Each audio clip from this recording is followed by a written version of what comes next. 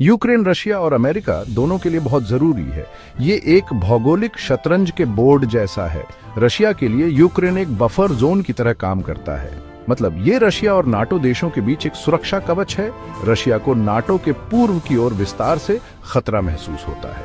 वो यूक्रेन को नाटो के प्रभाव के खिलाफ ढाल मानते हैं। यूक्रेन का आर्थिक महत्व भी रशिया के लिए बहुत ज्यादा है। यहाँ कोयला और प्राकृतिक गैस जैसे महत्वपूर्ण संसाधन हैं। ये संसाधन रशिया के लिए कीमती हैं। यूक्रेन रशिया के लिए एक व्यापार मार्ग का भी काम करता है। सामान और उत्पाद यूक्रेन से होकर जाते हैं। रूसी व्यापार के लिए यह रास्ता बहुत महत्वपूर्ण है। यूक्रेन का बड़ा भूभाग इसके सामरिक महत्व को बढ़ाता है। बड़ा और खुला इलाका आवाजाही को आसान बनाता है। यह सैन्य रणनीति के लिए महत्वपूर्ण है। यूक्रेन पर नियंत्रण सेना को फायदा दे सकता है। रशिया इस फायदे को अच्छी तरह समझता है। काला सागर पर यूक्रेन का स्थान एक और महत्वपूर्ण कारक है। काला सागर एक महत्वपूर्ण जलमार्ग है। यह भूमध्य सागर से जुड़ता है। व्यापार और सैन्य आवाजाही के लिए काला सागर तक पहुंच होना महत्वपूर्ण है। यूक्रेन का समुद्र तट रशिया को इस क्षेत्र में सामरिक बढ़त देता है। रशिया और यूक्रेन के बीच गहरे ऐतिहासिक संबंध हैं। सदियों पुराना इनका साझा अतीत है। यही साझा इतिहास उनके बीच मजबूत सांस्कृतिक बंधन बनाता है। कई रूसियों के रिश्तेदार यूक्रेन में हैं और यूक्रेन के रशिया में। वे परंपराएं और भाषाएं साझा करते हैं। इस साझा इतिहास का इस्तेमाल रशिया अपने फायदे के लिए करता है। यूक्रेन में अपनी हरकतों को सही ठहराने के लिए वो इसी साझा अतीत की दुहाई देते हैं। उनका दावा है कि यूक्रेन ऐतिहासिक रूप से रशिया का हिस्सा है। हालांकि यूक्रेन की अपनी एक अलग पहचान है।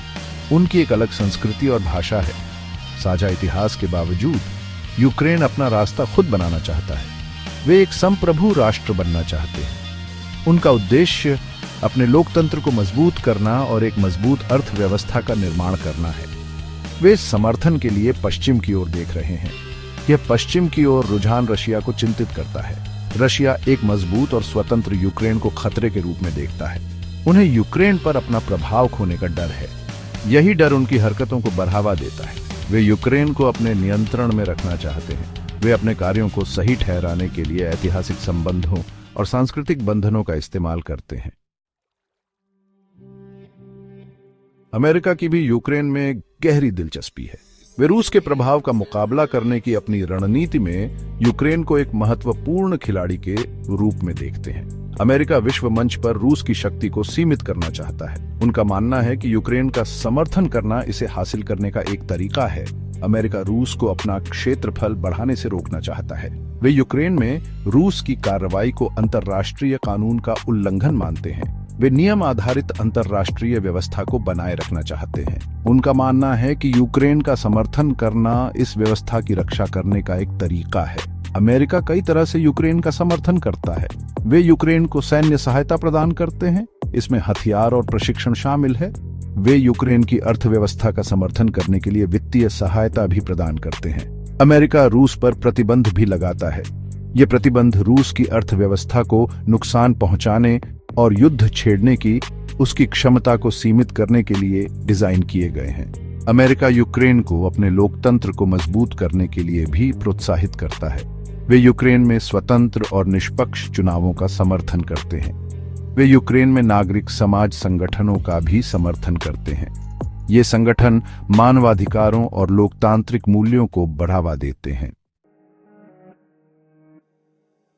यूक्रेन में चल रहे युद्ध ने एक बड़ा संकट पैदा कर दिया है। यह केवल एक क्षेत्रीय संघर्ष नहीं है, इसके वैश्विक निहितार्थ हैं। युद्ध ने यूक्रेन में मानवीय आपदा पैदा कर दी है। लाखों लोग अपने घरों से भाग गए हैं। कई लोग भोजन, पानी या आश्रय के बिना हैं। युद्ध ने दुनिया भर में भू राजनीतिक तनाव भी बढ़ा दिया है। रूस की कार्रवाइयों की कई देशों ने निंदा की है।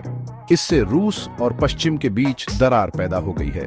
इस दरार के अंतर्राष्ट्रीय संबंधों के लिए दीर्घकालिक परिणाम होने की संभावना है। युद्ध ने वैश्विक अर्थव्यवस्था को भी प्रभावित किया है। इसने आपूर्ति श्रृंखलाओं को बाधित किया है और ऊर्जा की कीमतों में वृद्धि की है। युद्ध के कारण कई देशों द्वारा सैन्य खर्च में भी वृद्धि हुई है। यह संसाधनों को स्वास्थ्य सेवा और शिक्षा जैसे अन्य महत्वपूर्ण क्षेत्रों से दूर ले जा रहा है।